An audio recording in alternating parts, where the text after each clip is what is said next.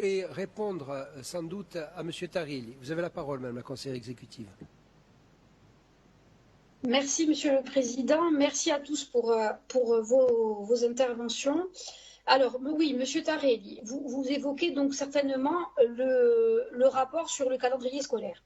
Alors, c'est un rapport, traditionnellement, il est d'ailleurs rejeté par la collectivité ou la collectivité prend acte. Pourquoi? Parce que chaque année, nous déplorons la méthode de concertation, c'est-à-dire l'absence de concertation, on ne peut même pas dire la méthode, l'absence de méthode de concertation qui pourtant devrait prévaloir à ce que la collectivité puisse formuler un avis. Il faudrait que nous puissions être associés en amont, puisque les discussions sur le calendrier scolaire se font par les autorités, sont menées par les autorités académiques avec les syndicats enseignants, de parents, et ensuite la collectivité, une fois que ces échanges ont lieu, est saisie. Et donc nous appelons chaque année, bien entendu, à terme, à un transfert de compétences. Je sais que ça a été l'objet d'une autre intervenante.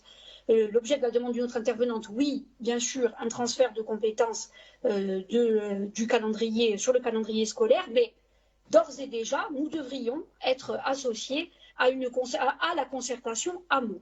Cette année, la seule petite différence, puisque pour notre part, nous tentons d'être à chaque fois honnêtes dans nos propos, j'ai été saisie par la rectrice de ce qu'elle souhaitait soumettre à la concertation.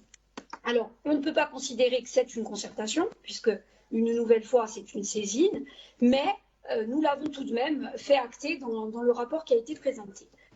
Donc, c'est la prise d'acte, elle est globale sur la question du calendrier, puisque nous ne pouvons pas donner d'autres avis, puisque nous ne sommes pas associés en amont.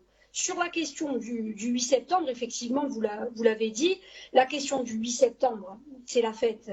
Ce n'est pas la libération c'est le 9 septembre, même si certains disent qu'historiquement elle aurait démarré avant.